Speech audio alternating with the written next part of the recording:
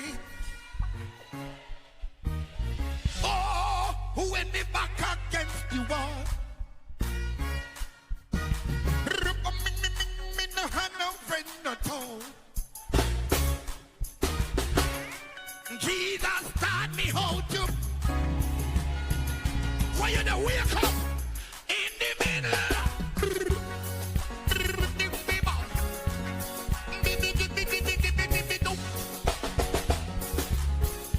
Oh, in the middle of the night. I went me back against the wall. Girl, me no have no friend at all. My Jesus taught me how to pray. Pray, Christian. In the middle. Hey, wave your hand and you do what's on your belt. Push up your hand and you do what's on your belt. Push your hand and you do what's on your belt.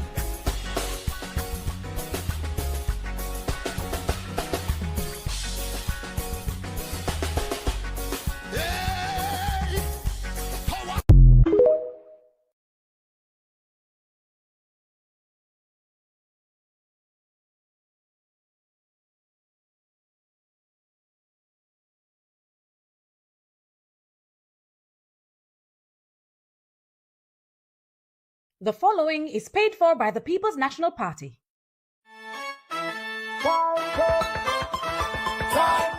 So you're still not gonna choose me?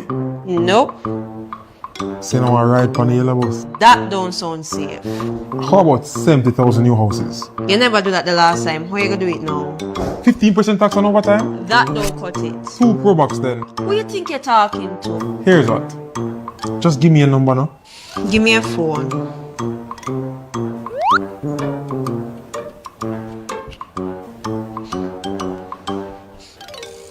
$3.5. How will you get shirt? Come, I love the 3.5. Under the PNP, if you earn $3.5 million or less, you won't pay a cent in income tax. On September 3, Jamaica, put your eggs beside the head. The proceeding. Jamaicans Decide 2025. Join Make We Talk on Wednesday, September 3rd, 2025 for live coverage of Jamaica's election from Negril Point in the west to Moran Point in the east. We will be with you from 7 a.m. in the morning until the polls are closed on election night. Join in the panel discussion with political analysts. We'll be live on Jam Talk Vibes Internet Radio Station and Make We Talk Jeffrey Tavares YouTube channel. It's election night in Jamaica. A common misconception is that on election day, you vote for the Prime Minister. However, that is not the case. You vote for your Member of Parliament. Welcome to Notify. Let's break down what really happens at the polling stations. First things first, you must be 18 or older, a Jamaican citizen or Commonwealth resident, and you must be registered with the Electoral Office of Jamaica. On election day, go to your polling station between the times announced. Present your voter's ID, and this will be checked against the voters list. Once verified by the presiding officer, you'll be able to cast your vote. Some polling stations might be using EVIS, the Electronic Voter Identification System, where you will be asked to place a specific finger on a fingerprint scanner to verify your identity. Inside the polling station, you will be provided with a pencil, which you will use to mark an X beside the candidate of your choice. This person will represent your constituency and become your Member of Parliament. After that, you'll dip your right index finger in ink to show that you've cast your vote. Ensure that you watch as the presiding officer places your unopened ballot into the ballot box. Remember, you're voting for your Member of Parliament and not directly for the party leader, unless they are your Member of Parliament. The party leader that wins the most seats across all 63 constituencies becomes the Prime Minister. Once you've made your vote, it's time for the Electoral Office of Jamaica to count the ballots. Stay tuned to find out what happens after the ballots are in. Jamaicans Decide 2025. Join Make We Talk on Wednesday, September 3rd, 2025 for live coverage of Jamaica's election from Negril Point in the west to Moran Point in the east. We will be with you from 7 a.m. in the morning until the polls are closed on election night. Join in the panel discussion with political analysts. We'll be live on Jam Talk Vibes internet radio station and Make We Talk Jeffrey Tavares YouTube channel. It's election night in Jamaica. The general election next week, Wednesday, presents a historic opportunity for the people of Jamaica. After 13.5 years of belt tightening and austerity, we are finally in a situation where the debt to GDP ratio has achieved or is on the cusp of achieving the 60%, which was written into the fiscal rules by Portia Simpson Miller. That means that the fiscal rules and prudent economic management can change gear and look at how we can grow the economy and build a society with a better quality of life for all.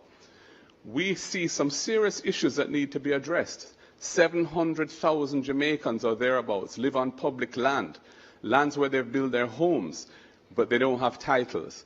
The colonial era law set the period as 60 years of occupation before they can get ownership. We are going to reduce that to 25 years. We're going to give them titles. And that is going to unlock over $1 trillion of wealth, which is now sealed up and quarantined in the old colonial era law that is still on the books. That is why also we're increasing the threshold to 3.5 million, so working families who are struggling to make ends meet can get a little break so they can live a better life. It's why we're going to be removing the tax from the overtime pay of workers earning up to $6 million so they can make it easier in life as well. And when I govern the country as Prime Minister to serve you, I will ensure that accountability and transparency are at the center of what we do, and any hanky-panky, any violation of the public trust will be met with the full force of the law with no protection from me. And that is a huge difference between the government I will lead and the government of Andrew Holness. That is why I'm asking you, on Election Day, next Wednesday, vote for the People's National Party, put your X beside the head, time come for a better life.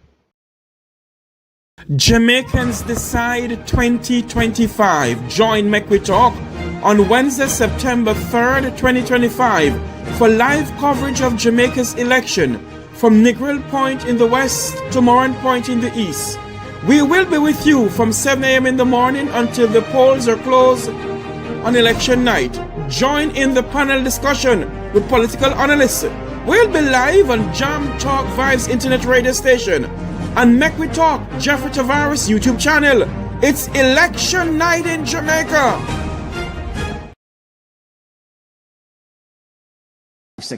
It's interesting. Well, the first thing I'm going to say, we are going to treat public sector workers with respect and dignity. I won't talk to the JTA president like the Minister of Education and say him performing at his conference. That is disrespect. Disrespect is when you need to get a meeting, you have to get restive and threaten strike action. The fiscal policy paper has, in its first year, 9%. In the second year, 6%. In the third year, 6%. They have offered 0. That is not an offer. We will do better. But by lifting the income tax threshold to 3.5 million, we are easing the pressure. We easing the pressure on our nurses. We easing the pressure on our policemen. We easing the pressure so that more money will be in their pockets. They have a history of dealing with civil servants with disrespect. You right now have 2 sets of civil servants in the same office doing the same thing and earning different salaries. A whole set of anomalies that arose from the public sector compensation review. They haven't addressed it. There's supposed to be a meeting tomorrow with the JCTU and you cancel it. They are the ones who treat them with disrespect. We have a history of working with our public sector in the interest of this country, and we will continue to do so. So when we come into office, it will be better than 0% because there is money in the budget to provide better for public servants. The following is paid for by the People's National Party.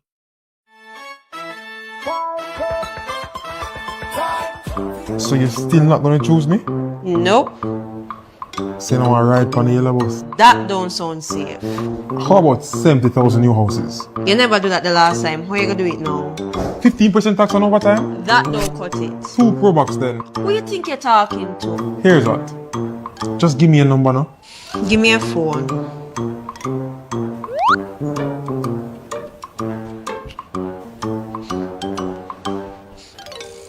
$3.5. How will you get shirt? Come, I love the 3.5. Under the PNP, if you earn $3.5 million or less, you won't pay a cent in income tax. On September 3, Jamaica put your eggs beside the head. The proceed.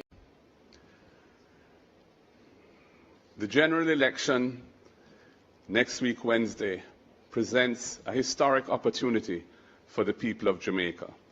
After 13.5 years of belt-tightening and austerity, we are finally in a situation where the debt-to-GDP ratio has achieved, or is on the cusp of achieving, the 60%, which was written into the fiscal rules by Portia Simpson Miller. That means that the fiscal rules and prudent economic management can change gear and look at how we can grow the economy and build a society with a better quality of life for all. We see some serious issues that need to be addressed. 700,000 Jamaicans or thereabouts live on public land, lands where they've built their homes, but they don't have titles. The colonial era law set the period as 60 years of occupation before they can get ownership. We are going to reduce that to 25 years. We're going to give them titles, and that is going to unlock over $1 trillion of wealth, which is now sealed up and quarantined in the old colonial era law that is still on the books.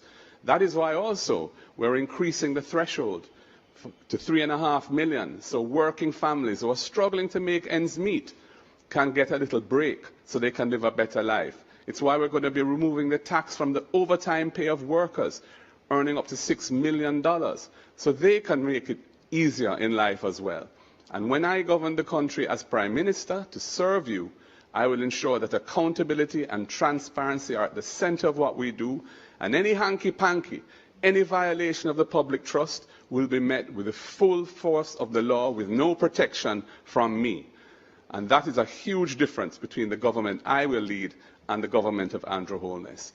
That is why I'm asking you, on Election Day, next Wednesday, vote for the People's National Party, put your X beside the head, time come for a better life. The following is paid for by the People's National Party.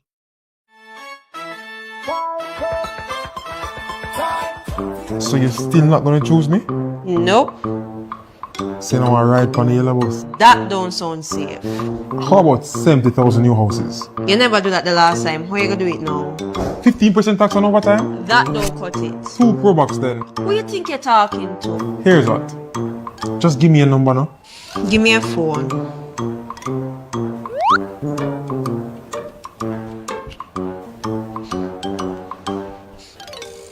$3.5. How will you get shirt? Come, I love the 3.5.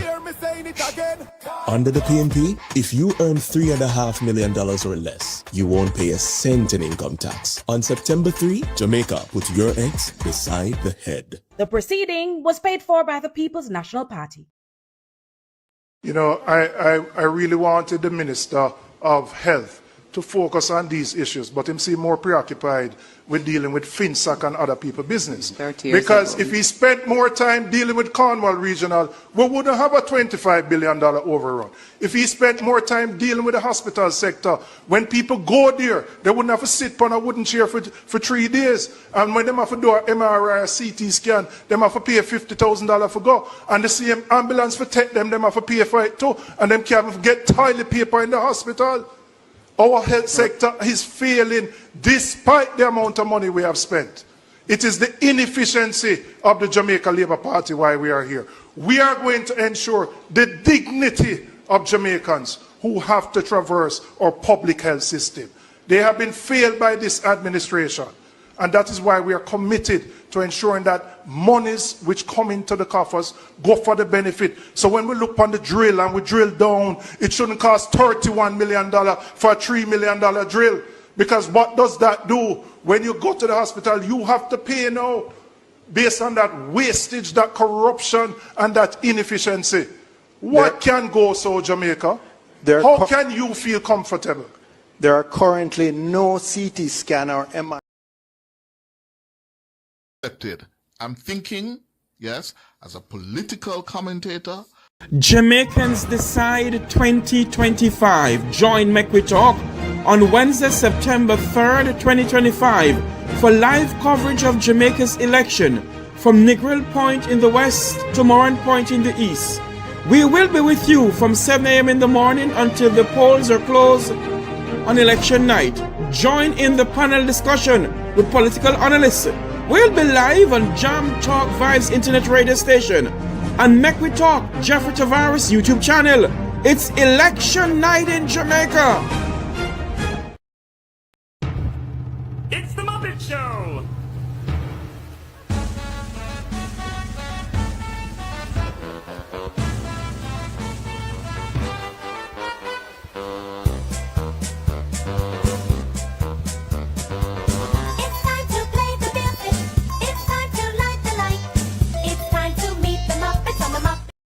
Vote them out!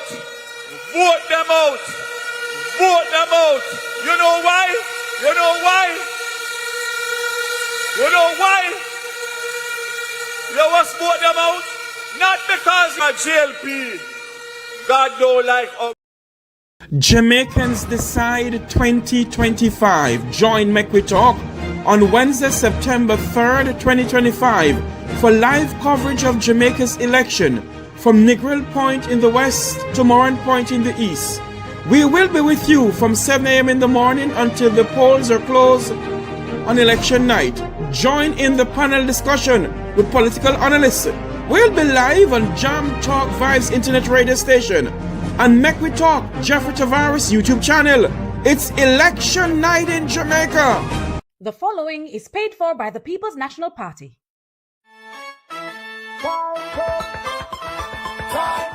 So you're still not gonna choose me? Nope. Say now I ride on the yellow bus. That don't sound safe. How about 70,000 new houses? You never do that the last time. How you gonna do it now?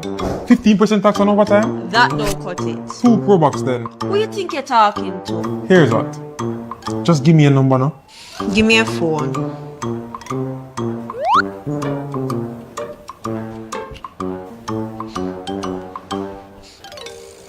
$3.5. How will you get shirt? Come I love the 3.5. Under the PNP, if you earn $3.5 million or less, you won't pay a cent in income tax. On September 3, Jamaica, put your eggs beside the head. The proceeding was paid for by the People's National Party. Jamaicans Decide 2025. Join Make We Talk on Wednesday, September 3rd, 2025 for live coverage of Jamaica's election from Negril Point in the west to Moran Point in the east. We will be with you from 7 a.m. in the morning until the polls are closed on election night. Join in the panel discussion with political analysts. We'll be live on Jam Talk Vibes internet radio station and Make We Talk Jeffrey Tavares YouTube channel. It's election night in Jamaica. Yes, Jamaica. The date has been set. The date has been called. Let's get together to pray for the Lord to have his way. Eternal Father, bless our land. Guide us with thy mighty hand. Keep us free from evil powers. Calling all Jamaicans to the all red, all night prayer meeting, August 29, before the election. It's 2025, August 29, 6 p.m. to 6 a.m. Calling all prayer warriors, all intercessors, all church members. Let's pray that God will reverse the order back to the sender. The Portmore Mega Center, 18 West Tradeway, Portmore Town Center. Come one, come all. Come, let's pray to the living God. Jamaica, Jamaica is not what man says, is what God says. Come, let's pray. Jamaica, we must reverse the order. It's the 29th, 6 p.m. to 6 a.m. Portmore Town Center, Breakthrough Mega Church in Portmore. See you there. Jamaicans Decide 2025. Join Make We Talk on Wednesday, September 3rd, 2025 for live coverage of Jamaica's election from Negril Point in the west to Moran Point in the east. We will be with you from 7 a.m. in the morning until the polls are closed on election night. Join in the panel discussion with political analysts. We'll be live on Jam Talk Vibes Internet Radio Station and Make We Talk Jeffrey Tavares YouTube channel. It's election night in Jamaica. Again, Andrew Holness is being disingenuous and tricky. The Integrity Commission referred his matters to the Financial Investigations Division, a law enforcement agency charged with investigating serious financial crimes, for further investigation. What was his response? When there was a vacancy at the head of it, he sought to appoint or influence the appointment of somebody who is his close personal friend and who had said publicly on nationwide radio that he didn't see anything wrong in the report on Mr. Holness's financial situation, the Integrity Commission's report. It was clearly a set-up job, and we feel that very strongly that this needs to be addressed. Thank you, Mr. How many times have you woken up? You look around and you feel fed up. If the government isn't working, why keep them? If the opposition wasn't working when they had the chance, why recycle? Jamaica, it's time for real change. The Jamaica Progressive Party, JPP, is the change you need. North, East, and Catherine. That change starts with your General Secretary of the JPP, Robert Rainford, a pastor and chairman of the Bamboo Industry Association of Jamaica, who has served as permanent secretary in the Ministries of Justice. Period it has been. I want to introduce the other persons who are here with me today. To my right is Raymond Pryce, who is a campaign spokesperson. To my far left is Cleveland Tomlinson, who is also a campaign spokesperson. And to my immediate left is Julian Robinson, who, as you know, is for this moment, for a short time longer, the opposition spokesperson on finance. He's our main guest, and he will be breaking down the financial implications of our proposals. We have presented to you a manifesto that sets out a clear roadmap to modernize Jamaica's economy, strengthen social services, and build a fairer society where every citizen has opportunities to succeed. Rather than growth for few, it promotes inclusive economic development, supporting small business, encouraging innovation, and investing in sustainable industries like renewable energy and technology. But most importantly, it is a manifesto wrapped in love, in social justice, in equality. It is a manifesto that places Jamaicans at the heart of everything that we do. I use the word Jamaicans in our context because this morning, children woke up asking their parents, "Am I a Jamaican, mommy? Am I a Jamaican daddy?" Adults went to bed last night confused as to what exactly the Prime Minister meant when he said you can be born here and not a Jamaican. This is the most concerning word, the most concerning statement that came out of that debate when you watched your leader, the leader of the country, throw shade, throw dirt in the face of every Jamaican who values this country of their birth. The most important thing to all of us is to be able to say, I'm an Banya, I'm an Anya, just proudly declaring that we are Jamaicans. For this reason, it even highlights more the fact that our leader, Mark Golding, Marky G, presented his birth certificate and showed everywhere, all over the world, that he was born in Jamaica, shattering the myth on which the Jamaica Labour Party has framed its campaign, a campaign which is embedded in racial hostility, which defies our motto out of one people, and which is in the slap of the face of every well-thinking Jamaican. I am a Jamaican. I am born here. I value it. And I will not make the words of one person try to strip me of my identity. So we have 4 days of campaigning left. Today, police, soldiers, and election day workers are voting. And some concerns have arisen, which I will ask Raymond to address. Thank you very much, Donna, and good morning to everybody viewing and listening. Now, we place it as a grave concern, nothing deeper than that just yet. The reports across the island of bomb threats, which have caused a great strain on the security forces, must be contemplated as a possible ploy to disrupt the smooth voting process for police officers, soldiers, and election day workers, among others. One wonders if this is a coordinated attempt to suppress votes. Our men and women of our security forces, our first responders, are dedicated professionals who will always respond to protect and reassure. They too, as citizens of Jamaica and on the voters list, have a right to exercise their franchise.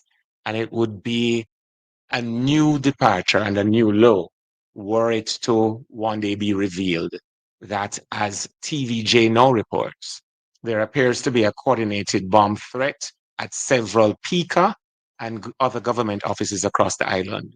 The Jamaica Fire Brigade told TVJ, Radio Jamaica News, that there are bomb scares rather, at PICA offices in the corporate area, Montego Bay, Mandeville, Maypen, and Port Antonio. The Commissioner of the Fire Services, Stuart Beckford, told their news center that other government offices, including the Ministry of Local Government, the UDC on Ocean Boulevard, JAMPRO, and the National Housing Trust, are also affected. We would call upon well-thinking citizens to abhor this development, and we extend our prayers and our support to the men and women of the security forces who will, as I said earlier, always respond to protect and reassure. Thank you, Raymond. Julia, did you want to say something on that score? I just want to encourage the members of the security forces to remain patient. You will be able to vote. Some of you have to go to respond to these threats, which appear to be coordinated hoaxes. But there is an assurance that you will be able to exercise your franchise today. So I don't want anyone to be this confusion, this deliberate attempt to create confusion, to deter anybody today from exercising their right to go out and vote. And I really want to frankly add my thanks to the members of the security forces, knowing that they serve and protect. We respect these sacrifices which they make, but we also know that Jamaicans are resolute about exercising their franchise. And I encourage everybody who is listening today to remember that on September 3rd, do not let anything stop you from going out to vote. You must vote. And voting for Jamaica and Jamaicans, those of us who born here, with our birth certificates in our hand, means you are to put your X beside the head. So, Julian, we can come back to the press conference last night, because this is really an interactive session. We are talking to each other. We are talking to you. We want a conversation. There has been much criticism about the PNP's 3.5 million tax plan. In fact, when I watched Minister Favour Williams, who was supposed to be the person, the main person at that finance debate, and she says her response to it was lies, lies, lies, scam. It brought back some memories of how the discussions had emerged. We had actually been calling for an increase in the threshold for some time. And we had, in fact, increased the threshold before. Twice on before we had done that. when the PNP was in office. So tell the people of Jamaica and the diaspora how it is that the PNP will fund this tax. Thank you very much, Donna. And good morning to Jamaicans, both here and in the diaspora. I want to reiterate our commitment to implement the increase in the threshold to 3.5 million as of April 1st, 2026. The main reason we're doing this is to ensure that Jamaicans, working Jamaicans, or teachers, or policemen, or soldiers, security guards, those who have borne the brunt of the struggle over the last 15 years to pay down the debt, and that has contracted spending from the government, to give a relief to them, to ease the cost of living crisis that many face. Many working Jamaicans, people who are going to work every day and are only able to cover their transportation and their lunch. There's nothing left. So we feel committed to ensuring that more of working Jamaicans have more money in their pockets so that they can support their families. And that, in fact, will help to grow the economy. Now, much has been said about how we plan to fund this. The country had established a debt to GDP target of 60% by the year 2028-2029, which we were on track to hit in 2 years' time. Based on a revision in how GDP is calculated, the figure before this was 68%. However, it has now been revised down to 62%. So I heard the Prime Minister yesterday speaking about 65. He's incorrect. And this has been confirmed by the Fiscal Commissioner in his release that we are now at 62.4%. And based on the projected down payment in debt, we will get to the 60% target by the end of this fiscal year, which is March 31st, 2026. What that does for the economy is that it frees up fiscal space for us to spend resources in critical areas that we deem to be priorities. Our calculation is that we will be able to spend an additional 2% of GDP, and our calculation of GDP, 1% is $35 billion.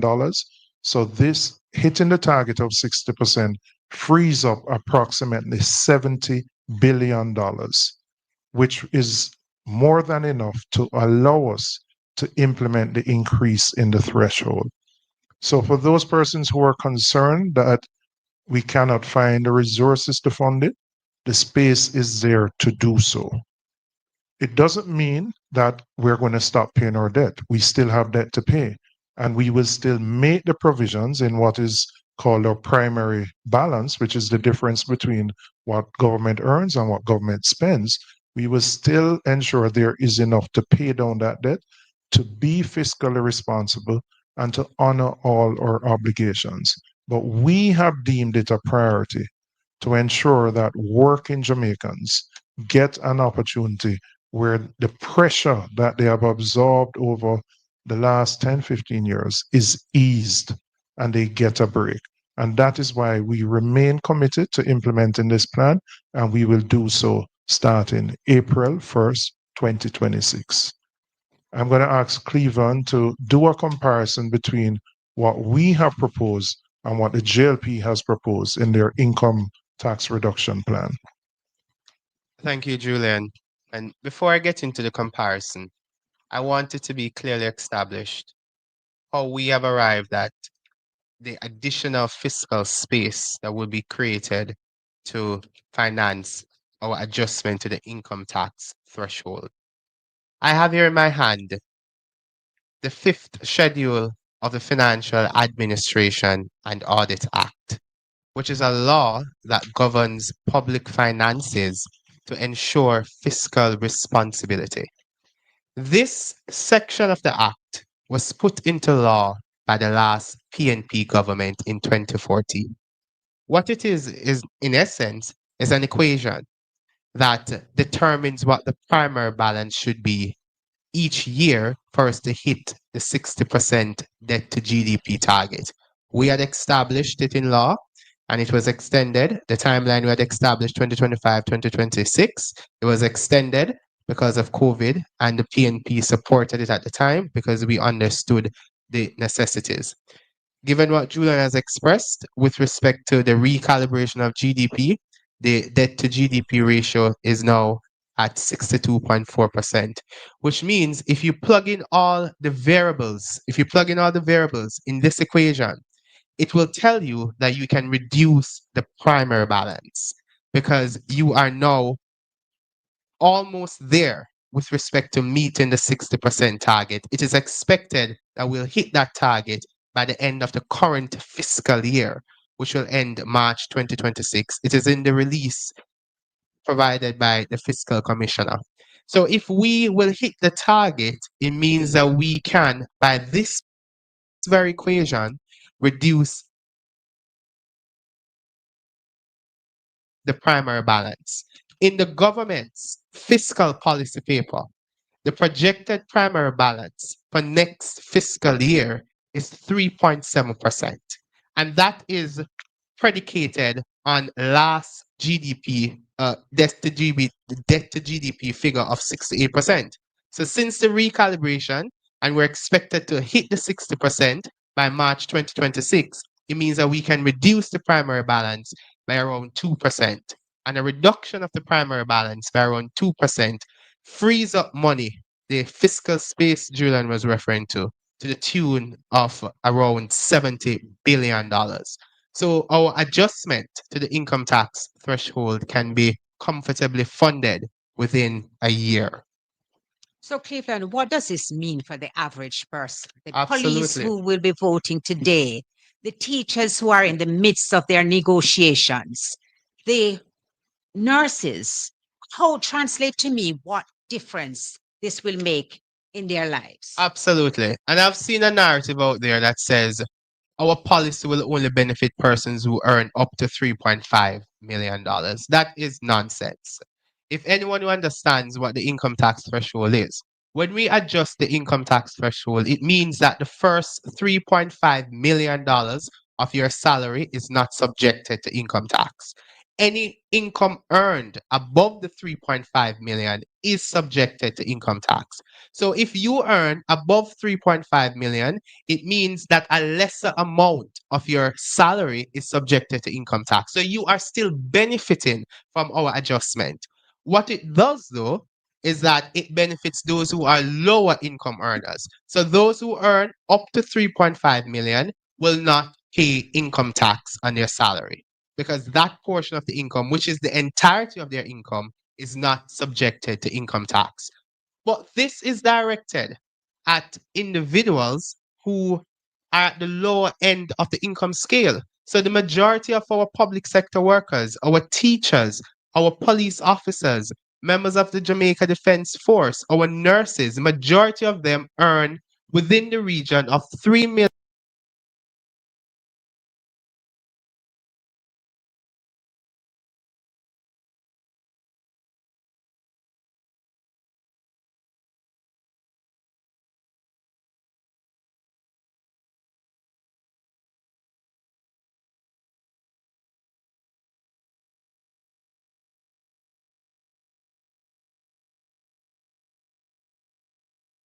members of the Jamaica Defense Force, our nurses, majority of them earn within the region of 3 million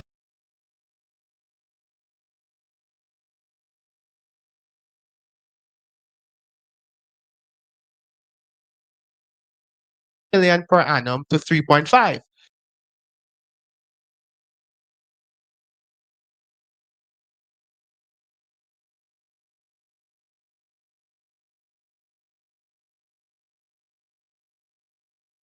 Is that we are putting money in the hands of individuals who will spend and consume in the economy.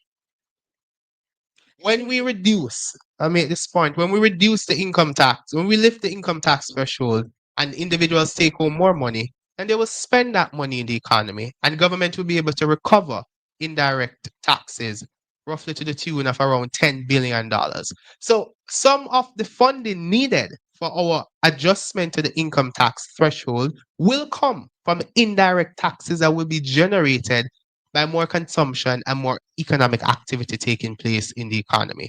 And when I look at the total cost of the GLP's proposal for all the manifesto items, it is estimated at over $115 billion.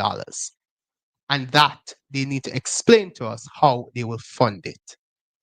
Julian, do you have, I want you to address the overtime or policy on overtime pay too as well, and who you think it will benefit the most. And translate it in a way that people can relate to. Does it mean that I'm going to only be able to buy a Pro Box after a year?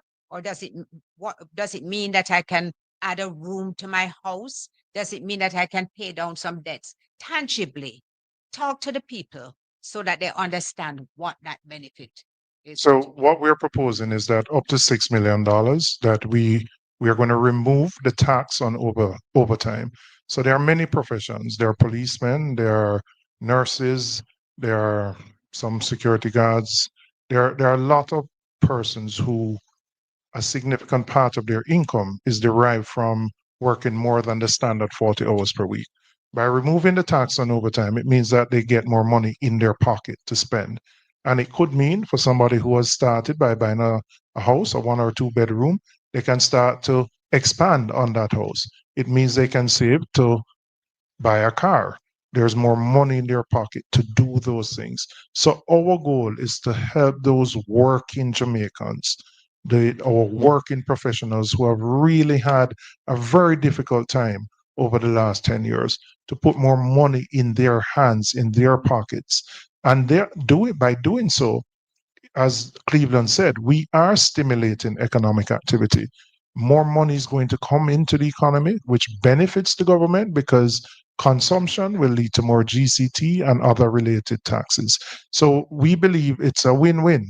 We're putting more money in people's pockets, but the government gets some benefit at the end of the day. But ultimately, we want to ease the pressure on working Jamaicans by giving them a break, because they have borne the sacrifices over the many years to get the country to where we are. And I just want to go back a little and remind Jamaicans as to how we started.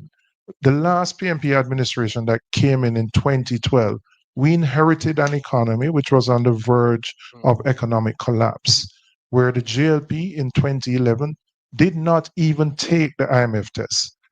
They didn't even show up for the test. We had lost credibility with the international financial community. And it required the political capital of the then Prime Minister, Portia Simpson Miller, the Finance Minister, Peter Phillips, and our friends in the Congressional Black Caucus in the US, who assisted us in getting a meeting with the IMF. And it took a lot of heavy lifting to re-establish that credibility. Out of that period was the establishment of EPA, which has now been succeeded by the Fiscal Commission. But importantly, we were able to bring all the stakeholders together, government, the private sector, the unions, who understood the need for sacrifice during that period. And we actually put into law this debt to GDP target. It's important to note it started under the PNP administration of Portia Simpson Miller and Peter Phillips. It continued when the JLP won in 2016. And that is why we will always be fiscally responsible as a party, because we undertook the heavy lifting. We made the sacrifices. It was a painful period because we had to run very high primary surpluses in order to meet the debt to GDP target, which meant that not all the things we wanted to do, we could do. But that sacrifice is what, and the burden that was borne, we want to give back to the Jamaican people who bore that sacrifice more money in their pockets to ease the pressures that they are facing, and so that they can determine how best to use those additional resources. Raymond, you have participated in the debates, and congratulations on your performance. You all did so amazingly well. I don't think that any fair person would not agree with me when I say that the People's National Party won all 3 debates in a resounding way. But I want you now to share your takeaway. What were the things that struck you about these series of debates? Of course, I would like you to focus on last night's debate, Yes. because that was the highlight. 3 out of 3. When you come to the 3rd, you know, it's a crowning achievement. So share with us your takeaways. The performance of yesterday's debate has created a new language in Jamaica, a motto, if you will, new PM by 1 p.m. on election day. Mr. Holness's performance was underwhelming in no uncertain terms, even for him. And I think the bar of expectation that he had of himself was even more pressuring, because he would have seen the abysmal performances of his team members beginning last week, Saturday, and continuing on through to Tuesday. And perhaps he broke under the pressure of having been let down by his previous 6 speakers, in particular, the Minister of Labour and the Minister of Finance. The other thing about it is that Mark Golding came to the wicket batting, knowing that he was going against some really deep-seated lies told about him and attempts to rob him of his heritage. And we've all now been robbed of our heritage, because when a prime minister can declare that not because you're born in Jamaica means you are Jamaican, it is really an attempt to dislocate all of us from our proud heritage and our connection to a nation family, which gives all of us our global identity. The confusion coming out of the Jamaica Labour Party about who is Jamaican and the very concept of being Jamaican didn't come as a surprise, because for the first time in our history, we've had a situation where, while students in Ukraine facing bombs were told that their government, through the Foreign Affairs Ministry, could not assist them, when you check the timeline, that would have been when the Minister of Foreign Affairs had first cast her eyes on the job of Secretary General for the Commonwealth, and to have been practicing a campaign to become the Secretary General of the Commonwealth, while Jamaica faced all of these missed opportunities to properly negotiate for carbon credit arrangements, to deal with climate change mitigation and response. When you look at all of what else was happening, one wonders, how could someone born in Jamaica, committed to Jamaica as sworn in her oath of office, have been looking to fly and exit Jamaica, fly from Jamaica and exit Jamaica, while on the job being paid by the taxpayer? Nigel Clark also caught a flight and flew out. So the concept of Jamaicanness being a sufficient reason to be inspired and to be enthusiastic about our future was really left to Mark Golding, which I think he proved without a shadow of a doubt that not only is he born in Jamaica, he has a concept for Jamaica, and that concept is captured in the Mission Love Manifesto. Now, I'll say quickly that one could consider the economy and the key performance indicators that Julian and Cleveland have been speaking about as a measure of the likelihood of citizens within a society being able to do well for themselves in the society of their birth. So the $3.5 million income tax threshold and the other points that have been covered by Julian and Cleveland is the first great step in allowing more Jamaicans to achieve their dreams in the land of their birth. The other great steps include unlocking significant wealth by giving Jamaicans a title to the land they have lived on in what, after the first term of the Mark Golding administration, we will describe as previously informal communities, because we're going to formalize those communities by first giving titles to land in places within my own constituency, such as Lake Spen and Lilliput and Gulf and Newland and scores of other communities across all 63 constituencies. Imagine that Jamaica led by Mark Golding when the term squatter is removed from our vernacular, because in reality, we are going to create an ownership society. We also want to speak about this terrible stain that tertiary students live with, the fear that they live with, that you're qualified based on aptitude and deliberateness in studying and diligence. You matriculate to the university, and just prior to an exam period, you are deregistered. So you have people who are almost a doctor, people who are almost an architect, or almost an environmental scientist, or almost an engineer. Now, with the first in family full scholarship when Mark Golding becomes Prime Minister, these tertiary students can complete in comfort and freedom of mind their studies and be able, with better salaries, with special opportunities for selected professions, such as those teaching math, they are better able upon graduation to comfortably reinvest in the land of their birth. So there again, the concept of being a Jamaican, living in Jamaica, and be able to do well for yourselves and your family in Jamaica is being achieved. And I'll touch on one other just quickly. I'm from rural Jamaica. I come from Craighead in Manchester, right? If you know Christiana, you figure out where Coleyville there, you follow Coleyville to Pike, and you go down the hill from Pike, you land at Craighead.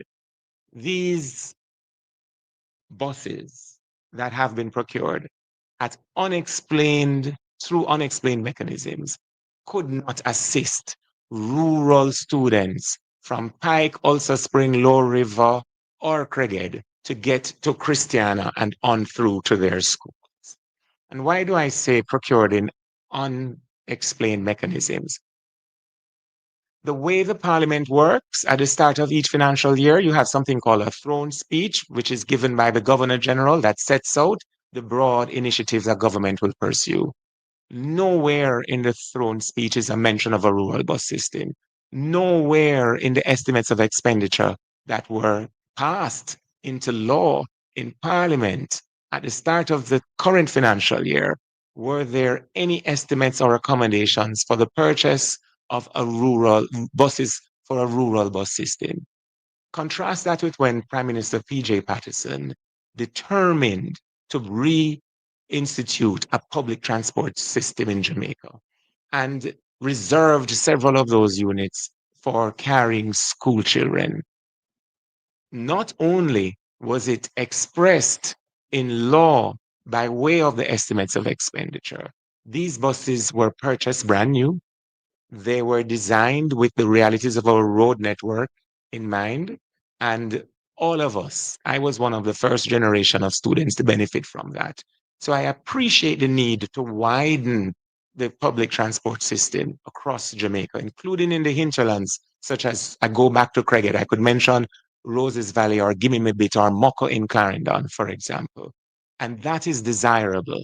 And the PNP's RIDE program is a better offer to those Jamaicans in rural parts of the island to be able to sit comfortably as their students, their children, are being taken to the nearest point where a bigger unit can pick them up and bring them to school. the Mission Love Manifesto is not just neat because of what the acronym expresses. It reflects the thought that has gone through, led by Mark Golding and his team and the Manifesto Committee, in partnership with and dialogue with the people of Jamaica. And we look forward to your votes, your X beside the head on September 3, so that this social transformation can commence. Well, thank you so much for raising those issues, Raymond. As I said, our manifesto is wrapped in love at all times. Now, what struck me last night, personally, were not the huge things like that, which I knew our party leader had covered. Yeah. I mean, amazingly covered, because he showed his capacity, his competence, his confidence, and his preparedness for the job. I found it interesting when the Prime Minister spoke to the debt to GDP ratio, because I would have anticipated that if you're running the country, then you more than anybody else, this is a ball on which you have to keep your eye.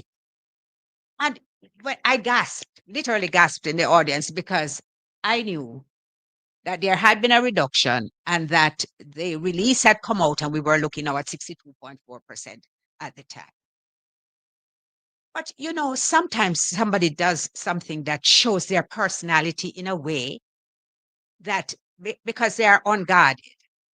And so when the question was thrown to the Prime Minister, and then our leader started to respond, and he started the argument and interrupted, it reinforced for me that he does not understand the concept of the rule of law, that there are rules which govern all of your activities and rules by which you must comply.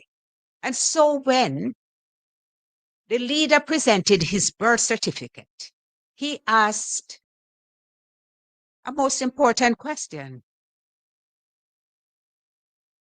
The Prime Minister was asked, can you present me with your certification? It is an important matter. Yes. The Prime Minister says that his investigation has been closed by the Integrity Commission. And I suppose if you were somebody who believed in white lies, you could say, well, I'm not really too wrong, you know. What he did not tell you was that it has been passed on to the Financial Investigation Division and also to the Tax Administration Department. That is to say that there are matters which the Integrity Commission formed the view will be best dealt with by a body which has expertise in investigating fraud. Of course, we know that after this reference was made, the job was advertised. And the job was altered. The terms, the requirements were altered to suit an applicant.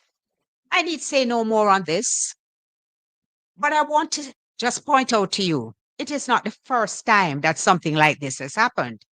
And the different way in which the persons reacted tells us about character.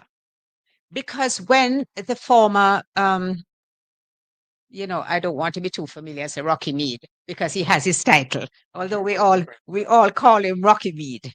When the former chief of defense was selected for the post of cabinet secretary, and I pointed out that it could not be considered because the Constitution required that that position be given to a public servant. The chief did not hesitate.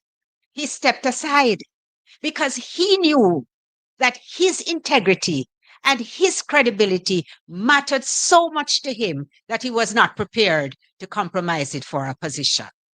I simply contrast that with how the head of the FID has behaved. Under relentless public criticism, he has stood unmoved and unshaken. People who value certain things behave in a certain way. And I leave it there. I hope we have some online questions, because I found the online questions really interesting last night. But until we do, are there any questions from? Anthony Duck from TBJ. You need a mic? All right, come use this one. Welcome, Anthony. Thank you for joining us. All right. Firstly, for me, can I ask you to respond to this release from the JLP just now, which states that the General Secretary condemns PNP's elements for bomb threats? Yes, in the release, Dr. Chang says it appears elements in the PNP have adopted mischievous and disruptive actions in an attempt to disrupt the voting of the security forces. I urge elements in the PNP to desist from seeking. Can I get you to respond to This that? was prepared before the bomb threats were issued. No, he does not. I Can I get a response to that, please? Yeah, I saw, well, may I say this before a full response? Because a full response will have to come from the General Secretary. But I saw when that release was posted, and as somebody who grew with him granny, there's often a trait among the guilt. My grandmother's version of it was not as sophisticated as Sigmund Freud, but Sigmund Freud famously says, criminals leave clues. They have a compulsion to confess. For Dr. Chang, who is presently not only the Deputy Prime Minister, but the Minister of National Security, to make such a bizarre statement before the authorities are able to conclude any investigation speaks to a mind that may reflect the mischief they complain about as the creator of the mischief, not the one describing it. It is an utterly unprofessional, below par, and reckless statement for him to have made, but it is consistent with the statements we have seen over the last 3 debates, where in the face of truth, people are able to hide behind innuendo of their own creation. And he's to be condemned for that. All right. Thank you so much. My next question goes to you, Mr. Robinson. What do you make of the comments from former EPOC co-chair that the PNP's plans cannot work without adding taxes? Well, I've explained in fairly extensive detail how we plan to fund it, which is that the reduction in the debt to GDP ratio, getting to 60%, as actually confirmed by the fiscal commissioner in his release, and Mr. Duncan chairs the independent fiscal council for which the fiscal commissioner is accountable. So the data from the fiscal council, which says we're going to hit 60% 2 years earlier, allows the government additional fiscal space, which we will use to implement this plan. It is sound, it can be stress tested by any economist, and it can be verified. So we are confident that we can implement this based on how the adjustment in debt to GDP and what that frees up in terms of fiscal space. All right. And lastly, for me, despite pushback from the opposition, the government insists the school buses are ready to go come September 1. Should the PNP take office after September 3, what's next? What will happen to these buses? I mean, the reality is that we are not against a school bus system. And I just want to make that clear. But what we have an issue with is importing buses that are 15 years old, that are left-hand drive, that are really unsuitable for narrow, windy, hilly roads. We would like a proper school bus system so we can transport our kids safely around the country. But the buses that have been imported are clearly not suitable. So we are not against a school bus system, but certainly, as my colleague said, I think in the debate, why would you import brand new garbage trucks to take up garbage, but then import 15-year-old buses to move the future of the country, or best and brightest minds? That doesn't make sense. We have already seen the buses being having issues. Bring in proper buses that can navigate the roads. We fully support that. You know, this school bus program reminds me of one of the first acts that the Jamaica Labour Party government carried out, which was deemed an act of corruption. They imported 600 used cars for the police. Within, some of them came and started falling apart immediately. It was nothing but a scam. Up to today, after court action, the funds have still not been repaid and the cars have still not been received. This school bus program there was no procurement process was followed. It just simply came out of the blue. These buses are buses which are taken out of the system in the United States. They are retired, and they retire them because they put the safety of their children as being of paramount importance. I challenge Minister Badmind. I challenge Minister Badmind to take those buses on a tour now, before the election date. Take those buses on a tour, not just to drive down the street, but take them on a tour of every nook and cranny in Jamaica. And I am willing to say to you, they would not survive quarter of the journey. What you would expect is more tires to be shredded, although I gather now that on top of the $1.4 billion, we are spending an additional $25 million on tires.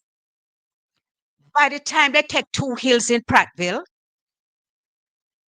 half of them will be out of commission. And I dare say that if they go up to where I come from, which is Mount Providence and Woodhall, they could not even navigate that narrow road. We believe in a rural school bus program. I went to school at Clarendon College, so I understand the significance of a rural school bus program when people coming from Thompson and all those places, but it is not the most efficient way in some cases. And that is why the People's National Party ride program is far more effective. Because you can't have 4 people coming from Smithville and you send a bus up there to go and pick them up. It is not sensible, and it needs a mix of solutions. This rural school bus program, you just mark my word. Within a few months, Jamaica will see it for exactly what it is. Sorry, Senator. No, well, clearly there are some places where it can be used. We don't expect it to last 15 years because our situations are different. If you're driving in Florida, you're not going to drop in a pothole every 2 minutes. No, we are not going to discard it because that would be waste. And we as a party, we do not embrace waste. We take decisions which are well thought out and well implemented. So yes, we would use it where it's feasible. We are just not going to endanger our children, their safety and their security by sending those school buses in areas where they ought not to be. And I just want to say one last thing. We have never advocated left-hand drive vehicles in Jamaica. Our drivers are not trained to drive left-hand drive vehicles in Jamaica. We don't want to let our children out in oncoming traffic.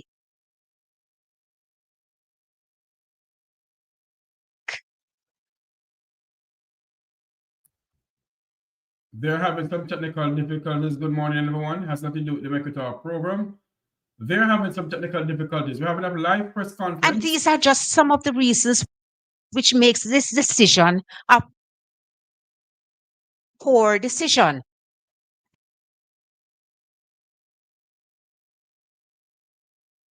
Anthony, in Clarendon in 2013, the People's National Party started a rural school bus program because there were concerns about the behavior of the children on the buses. You know how that goes. And there was concerns for their safety and their security consequently. It was not stopped by the People's National Party. It is this administration that decided in 2020 that they would abandon it. So yes, it was possible of these yellow school buses. I want to say, just to tag something on to what Senator has said to your question. What of the Island Traffic Authority. I mean, the rum bath aside, we saw the minister pouring what appeared to be rum on the buses. The rum and the minister they cannot suffice for it being properly checked. There are policies advanced by the JLP administration that prevents cut vehicles from being imported. If they have cut the other side of the bus to install a door, that point becomes a weak point in the unfortunate event should there be collision. That's one. Two, the recent changes to the Road Traffic Act would make those buses unfit for our roads just on the interpretation of the act. Let's give an example. The buses being so long can't go around a hairpin corner, such as the ones that would have to take you up from Balaclava to Roses Valley without you having to reverse. Driving a Pajero or a Prado around some of those corners, you still have to reverse. If you're driving a left-hand vehicle, reversing in Jamaica, where we drive on the left, physics and logics confirm that you would have had to put at risk somebody coming behind you driving in the left lane. It was poorly thought through, and I go back to where I began on the matter. In this country, a parliamentary democracy, when a government is spending to the tune of $1.4 and more billion, it ought to be expressed in the estimates of expenditure, which simply means in April, there had been no plan, no intention, and no budgetary allocation for the procurement of one of those buses, let alone the 100 buses. And I would invite you and others to call the Island Traffic Authority to ask them whether or not they have reviewed either the retrofitted buses or the buses that were imported. And upon their review, have there been any issue of certificate of fitness or the equivalent that says to you as a parent, this bus is safe for my child?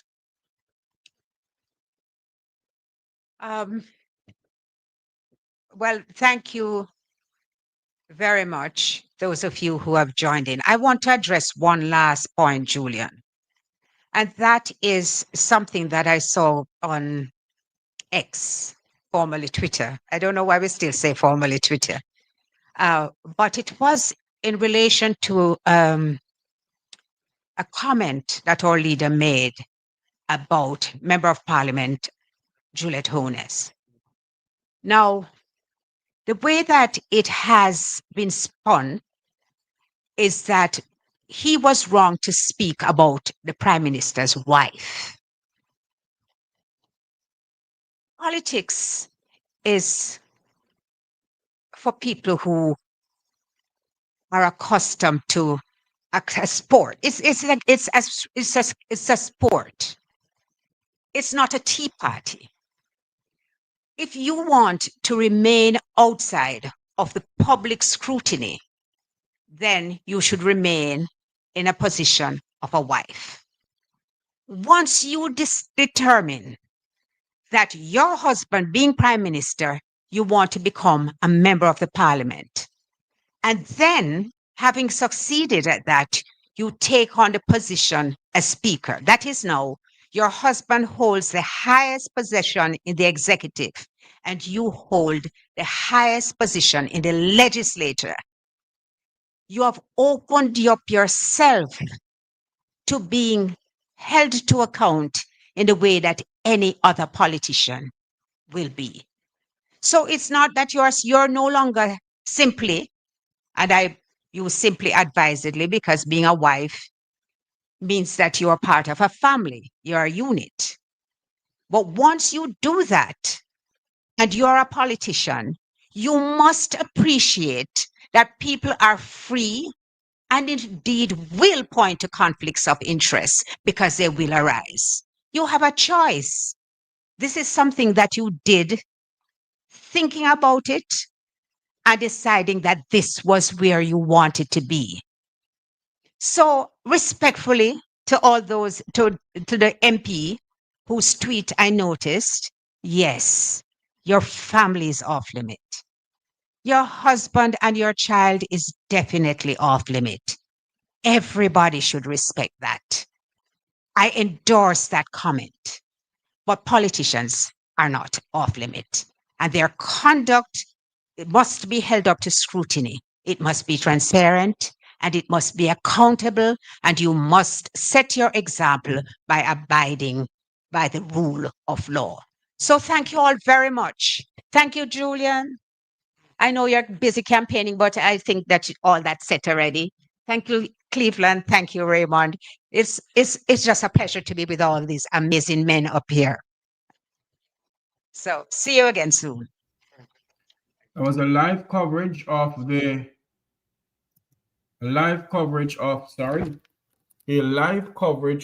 People's National Party press conference. We have some news coming into us that does not look good. Let me do something here. Don't go anywhere. Please stand by. This is Make We Talk breaking news. News coming in. The authorities are now responding to a security threat that several government agencies could be attacked, law enforcement sources have revealed. The threat was confirmed via email message to the Passport, Immigration and Citizens Office Speaker, the New Kingston Office of the National Housing Trust, and other government entities across the island. That's news coming into us out of Kingston, Jamaica.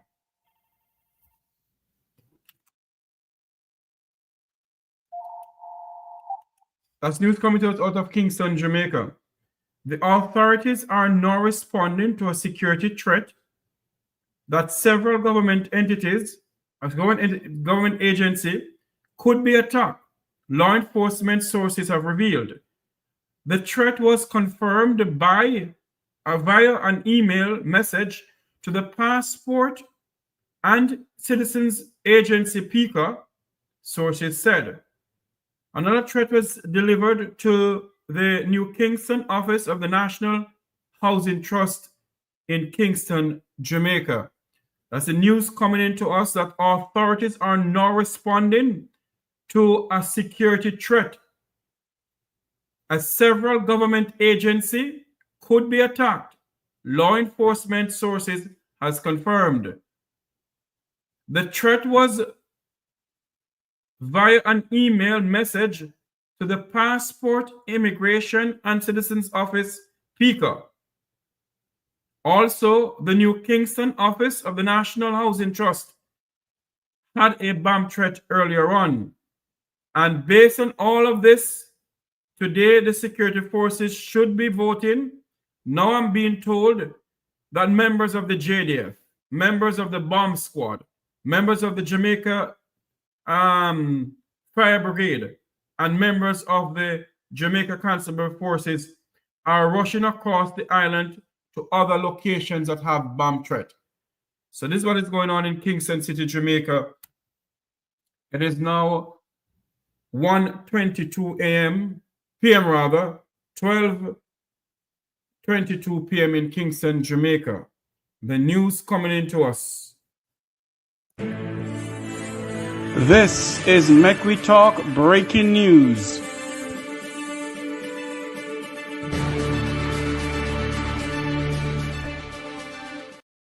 An item of news coming into us. The authorities in Jamaica are now responding to a security threat that several government agencies could be attacked, law enforcement sources have revealed.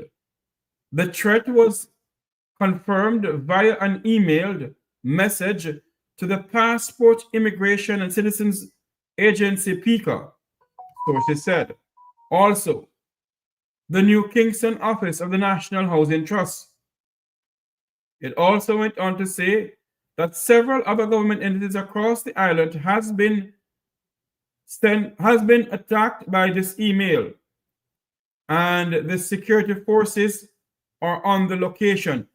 It also went on to say the threat comes in the same day. The threat comes the same day members of the security forces and election day workers cast their ballots ahead of the next general election on September 3rd, Wednesday, September 3rd, 2025. So that's the news coming into us, and this do not look good. Is this a hoax? We don't know. As you heard earlier on, that, hold on there, there's another thing. The police vehicles are seen parking outside the Speaker's office in Halfway Tree. Police vehicles are seen parking outside the National Housing Trust office in New Kingston. This news is unfolding as we speak. So this is what is going on right now. That there is several bomb threats across the island. I won't even read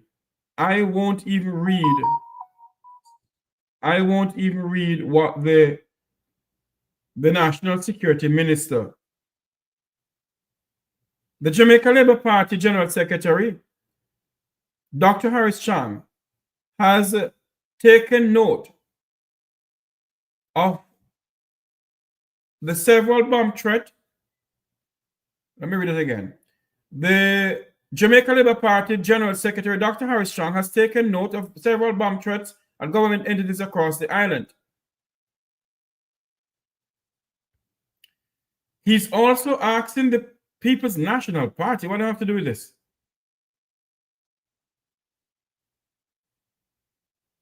These people are something else.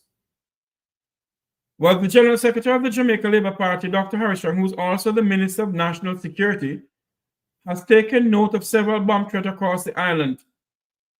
Today, Friday, August 29th. So there you have it. Several bomb threats have occurred across the island. All right, there's another one coming in. Yes, it's the same thing from the oh Lord. Among those impacted, Corporate Area Island Traffic Authority, the National Housing Trust, the Ministry of Local Government and Rural Development. What the dickens is going on here? The Observer is reporting that several government agencies has been threatened with a bomb threat, and among those impacted in the bomb threat or in the corporate area are the Island Traffic Authority, ITA, the National Housing Trust, NHT, and the Ministry of Local Government and Rural Development. That's the office of the Minister of Local Government, Desmond McKenzie. So those are what is what's going on in Jamaica right now. This do not look good, and we need to ask questions. What is this all about?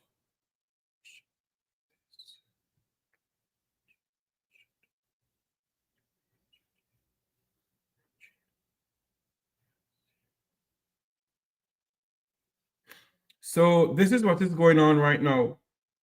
That there is a bomb threat, or there was a bomb threat, several locations across the island, including those that is affected in this bomb threat in Jamaica. In the corporate area is the Island Traffic Authority, the National Housing Trust, and the Ministry of Local Government and Rural Development. That is what is going on right now in Jamaica, and that has been breaking news. This is Make We Talk Breaking News.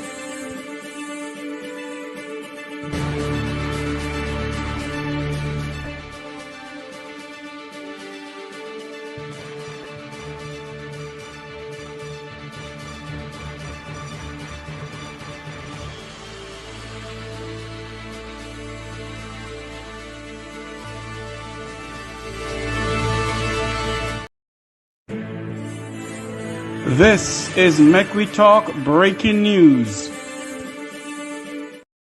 Item of news coming in. A magnitude 3.4 earthquake. A magnitude 3.4 earthquake was felt in several. No. That's not it.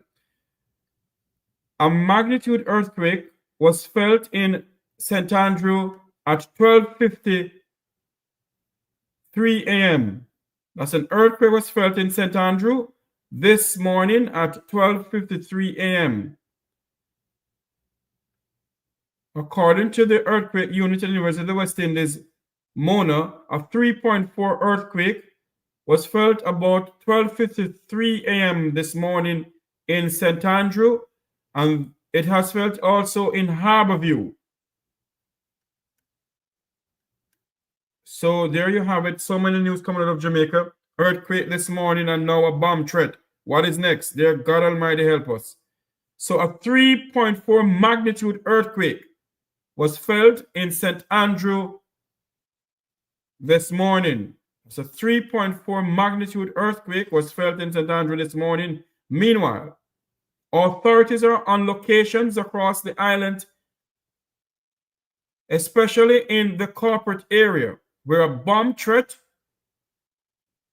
in several areas in the corporate area, government buildings, consists of the Island Traffic Authority, the National Housing Trust, and the Ministry of Local Government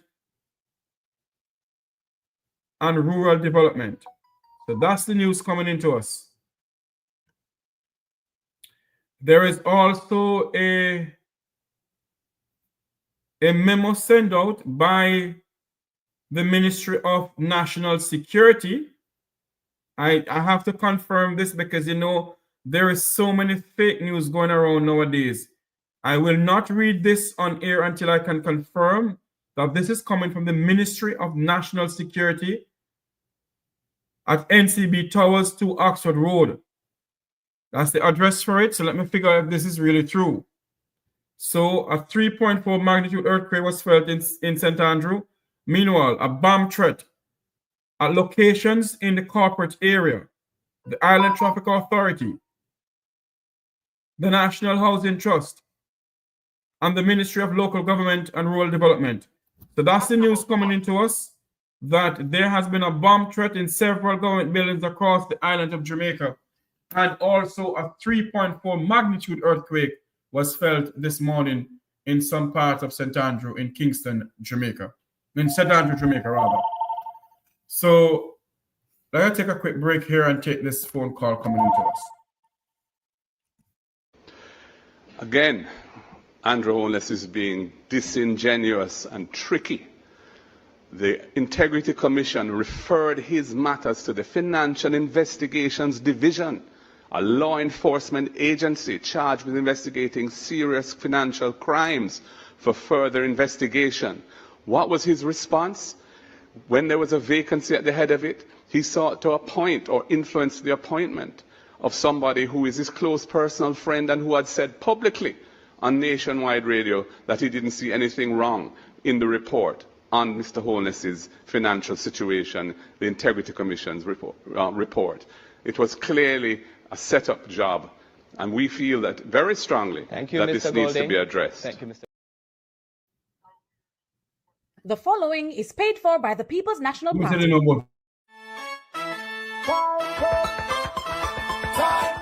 So you're still not going to choose me? Nope. Say no, alright. Jamaicans Decide 2025. Join Make We Talk on Wednesday, September 3rd, 2025 for live coverage of Jamaica's election from Negril Point in the west to Moran Point in the east. We will be with you from 7 a.m. in the morning until the polls are closed on election night. Join in the panel discussion with political analysts. We'll be live on Jam Talk Vibes Internet Radio Station and Make We Talk Jeffrey Tavares YouTube channel.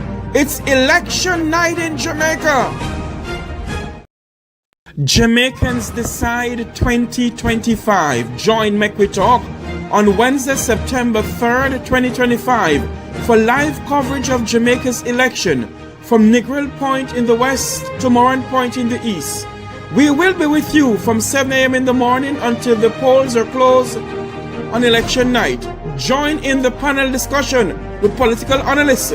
We'll be live on Jam Talk Vibes internet radio station and Make We Talk Jeffrey Tavares YouTube channel. It's election night in Jamaica.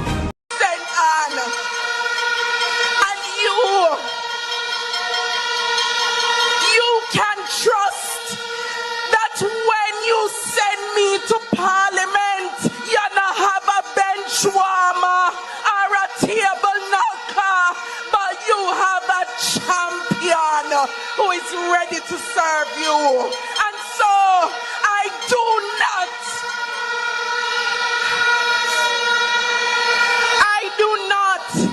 have to ask. But I know no one me ask anyway.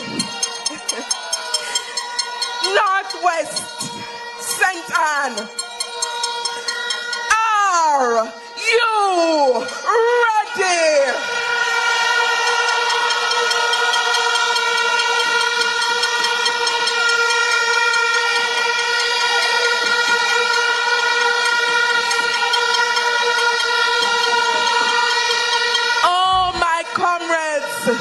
See the signal waving in the sky.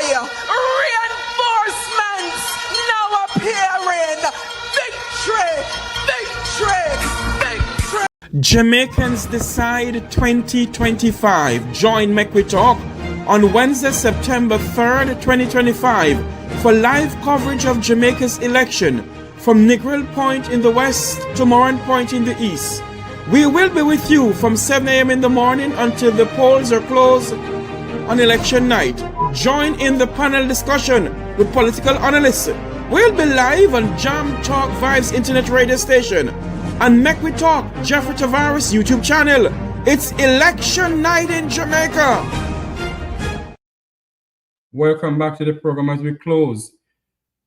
You know, the security forces are supposed to vote across the island today. I am wondering, this email, who really sent this email, where this email comes from, and is this going to give way for the Prime Minister to declare a state of public emergency? Jamaicans, the questions need to be asked. These bomb threats, where they're coming from?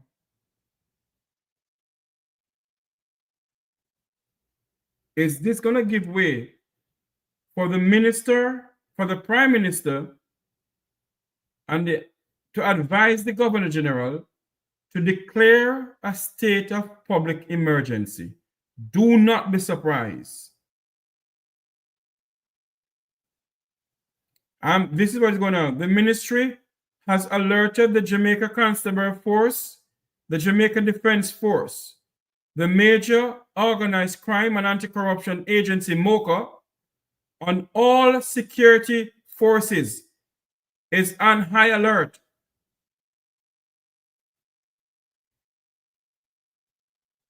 Jamaicans, do not be surprised that there is not that they don't call a state of public emergency. I gotta run. I want to say to you all, thanks for coming on. Pray for this nation. Pray for all of us. Do not be surprised if you don't see me come on and put a breaking news that there's a state of public emergency. Do not be surprised. Do not be surprised. The Ministry of National Security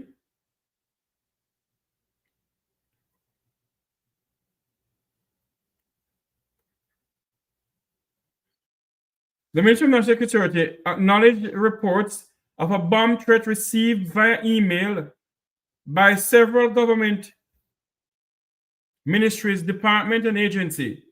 These threats are noted and are being taken seriously. The ministry has alerted the Jamaica Constabulary Force, the JCF, the Jamaica Defense Force, JDF, the Major Organized Crime and Anti-Corruption Agency, MOCA,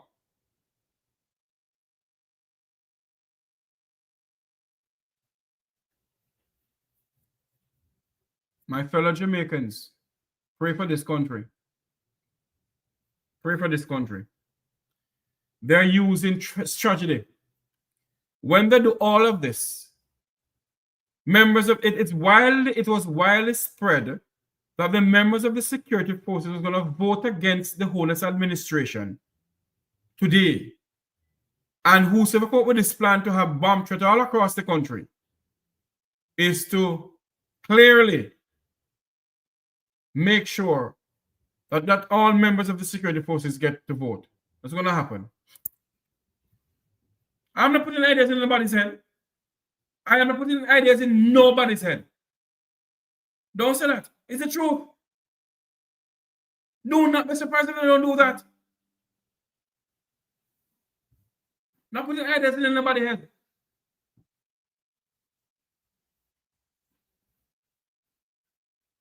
Anyway, gotta run. Want to say thank you all for coming on. I am not putting ideas in anybody's head. Can't take any call. Hello?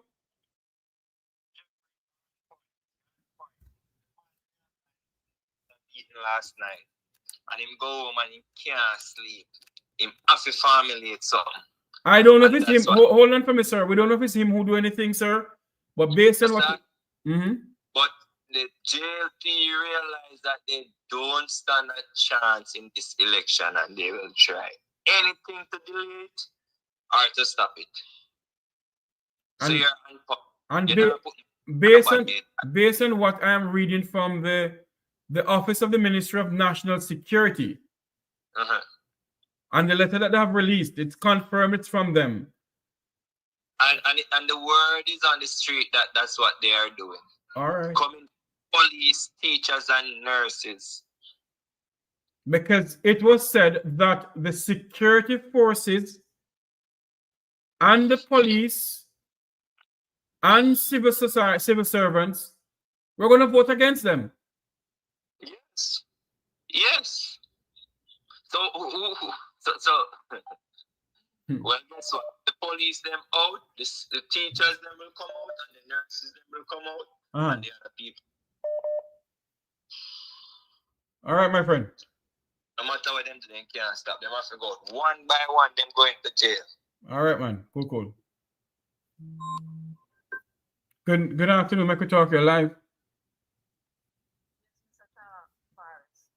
The same thing, I was talking to my family back home, and I was telling them this is a ploy to disrupt the election today, because they know exactly that the police them were disgruntled, nurses, doctors, and they were going to vote against them. So this is a ploy by them to disrupt this election. There's no bomb threat nowhere in Jamaica. Why all these years we've having successive governments, we have never had any situation like this going on. We're not stupid. People looking on are not stupid. This is no bomb threat going on in Jamaica. This is a disruption to disrupt the election today and to cause mayhem and confusion in Jamaica, because JLP see in no way them can win this election based on them behavior and them actions and what they have been doing to people over the years. And not only that, so this is a ploy. Not only that, a lot of us don't remember this, Desmond McKenzie said that they will never surrender Jamaica to the PNP. Yes. And Senator Marlon Morgan, Senator Marlon Morgan said that Jeffrey Tavares, hold on for me, ma'am, that Jeffrey Tavares, Conrad O'Brien, Mark Jefferson Golden, Peter Murcutt Bunting will rather swim in the blood of the Jamaican people to get to Jamaica House. So the question must be asked, what do they mean by that and what plans do they have? Caller? Exactly. Thank you very much for calling. I gotta run. The other people all right, take care. Have a good day. Bye-bye. Bye-bye. Disgusting. Those are the questions must be asked. Jeffrey not putting ideas in nobody's head. Do not be surprised if they don't do it. I want to say thank you all for coming on. Pray for this country. Pray for this country. As we come off here, just a recap of what is going on, that election day workers are scheduled to vote today, and several bomb threats across the island of Jamaica. In the corporate area alone, you have the island traffic authorities. Oh, God. I want to come off.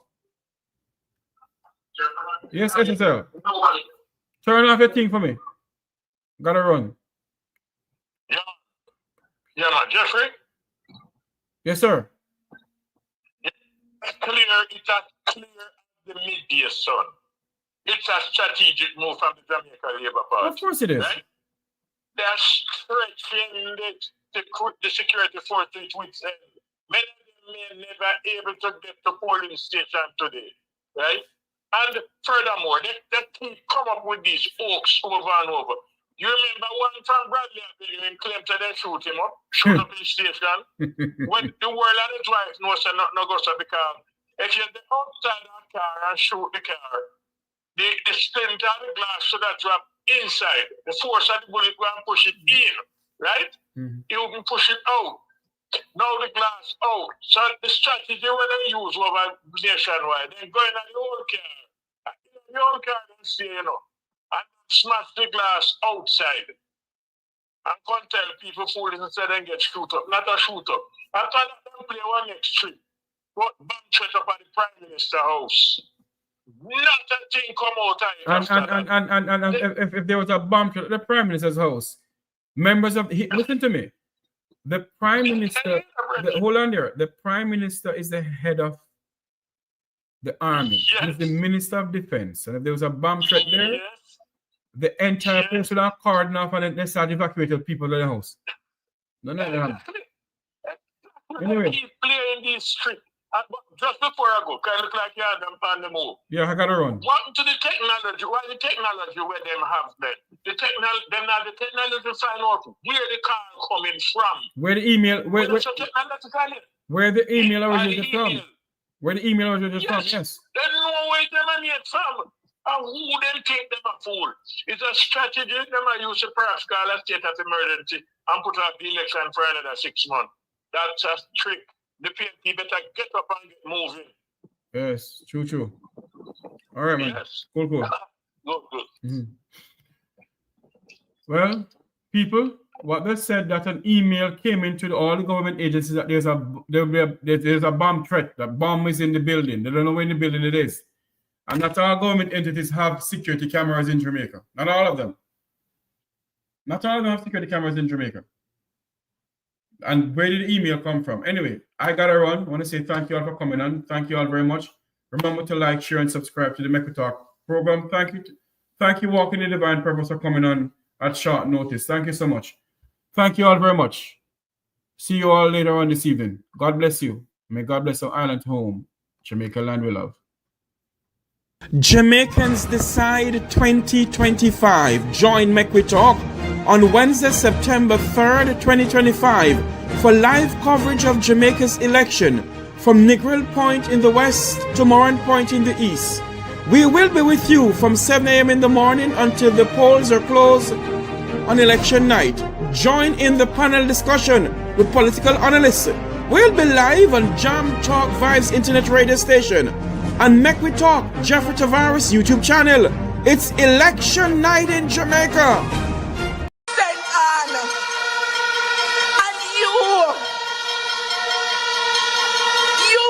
Trust that when you send me to Parliament, you're not have a bench warmer or a table knocker, but you have a champion who is ready to serve you. And so I do not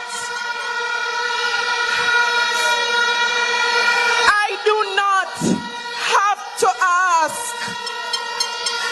I know no one me ask anyway. Northwest, St. Anne, Are you ready?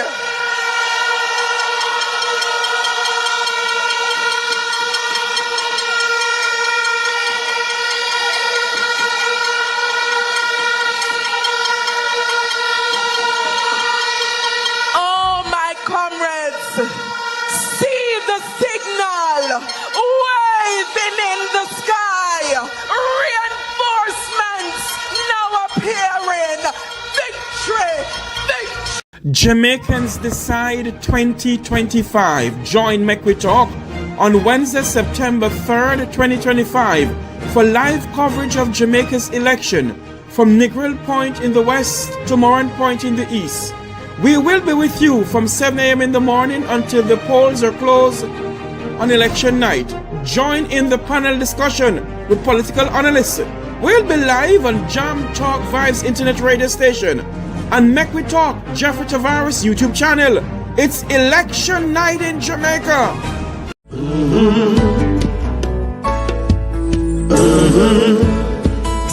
When the game gets rough and this life just seems so tough, make we talk, my people, make we talk.